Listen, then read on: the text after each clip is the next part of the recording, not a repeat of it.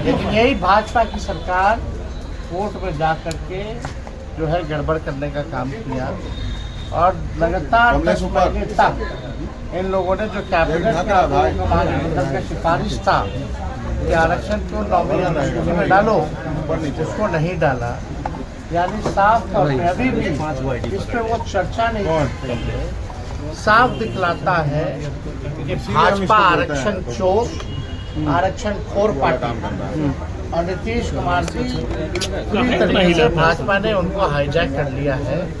वो अच्छी अवस्था में भाजपा अब तो नया सिंह सैनी जी कह रहे हैं कि नया सिंह सैनी ने कहा है और सम्राट सीएम बनेंगे। विधानसभा बीजेपी में कौन नहीं सीएम बनेगा ये तो बता दो। काहे ना आप लोग झगड़ा लगवा रहे हैं उन लोगों को। 2 दिन बाद दूसरा नाम आ जाएगा, क्यों चिंता कर रहे हैं? ये लोग आपस में नूरा कुश्ती लोग करते रहे।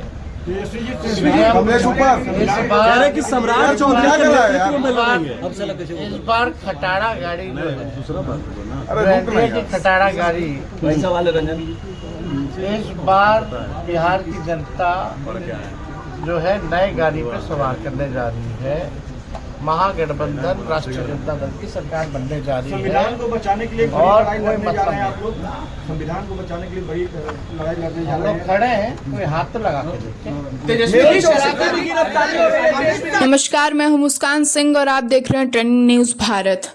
अगर हम बिहार के सारण जिले की राजनीति की बात करें तो यहाँ की विधानसभा सीटों पर नजर डालना बेहद जरूरी हो जाता है, क्योंकि ये इलाका हमेशा से राजनीतिक रूप से काफी सक्रिय और असरदार रहा है। सारण में कुल 10 विधानसभा क्षेत्र हैं। एकमा, मांझी, बनियापुर, तरैया, मढ़ौरा, छपरा, गरखा जो अनुसूचित जाति के लिए आरक्षित है, अमनौर, परसा और सोनपुर। अब बात करते हैं पहले यानी 2020 विधानसभा चुनाव के बाद चुने गए विधायकों की, यानी जो उस कार्यकाल के दौरान प्रतिनिधित्व कर रहे थे। सबसे ज्यादा सीटें राष्ट्रीय जनता दल यानी आरजेडी के पास थीं, जो साफ तौर पर दिखाता है कि जनता ने किस हद तक लालू यादव की पार्टी पर भरोसा जताया था। एकमा से श्रीकांत यादव आरजेडी से विधायक थे, बनियापुर से केदारनाथ सिंह, मढ़ौरा से जितेंद्र कुमार राय, गरखा से सुरेंद्र राम, परसा से छोटे लाल राय और सोनपुर से डॉक्टर रामानुज प्रसाद सारे आरजेडी के नेता थे। यानी कुल 6 सीटें आरजेडी के पास थीं, जो कि जिले की राजनीति में उनका वर्चस्व दिखाने के लिए काफी हैं। वहीं बीजेपी ने भी अपनी पकड़ बनाए रखी थी। तरैया से जनक सिंह, अमनौर से कृष्ण कुमार मंटू और छपरा से डॉक्टर CN गुप्ता ने पार्टी का परचम लहराया था। मांझी विधानसभा क्षेत्र से वामपंथी दल CPIM के डॉक्टर सत्येंद्र यादव विधायक चुने गए थे, जो कि एक खास बात थी, क्योंकि इस इलाके में वाम दलों की पकड़ आमतौर पर सीमित मानी जाती है।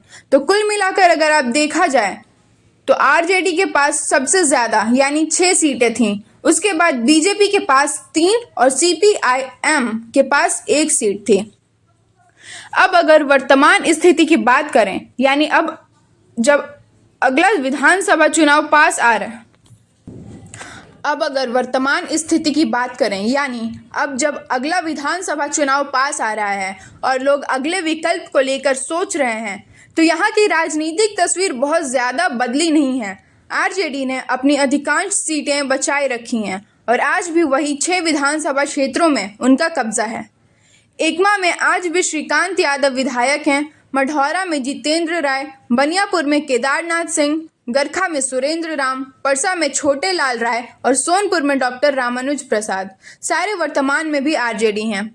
बीजेपी ने भी अपनी स्थिति को बनाए रखा है। तरैया से अब भी जनक सिंह, अमनौर से कृष्ण कुमार मंटू और छपरा से doctor CN Gupta Bharatiya Janata party से विधायक हैं।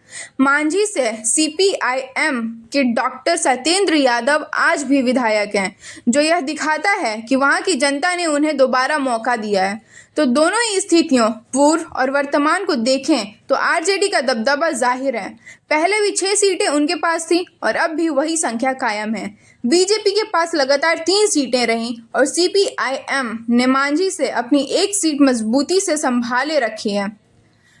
सारण की राजनीति में जातीय समीकरण, स्थानीय मुद्दे और पार्टियों की ज़मीनी पकड़ तीनों ही बड़ी भूमिका निभाते हैं। और इस बार फिर चुनाव मैदान में क्या समीकरण बनते हैं, ये देखना दिलचस्प होगा। लेकिन अब तक की तस्वीर यह बताती है कि सारण में आरजेडी ने अपनी जड़ें काफ़ी मजबूती से जमा रखी हैं और विपक्ष भी अपनी जगह बनाए हुए है।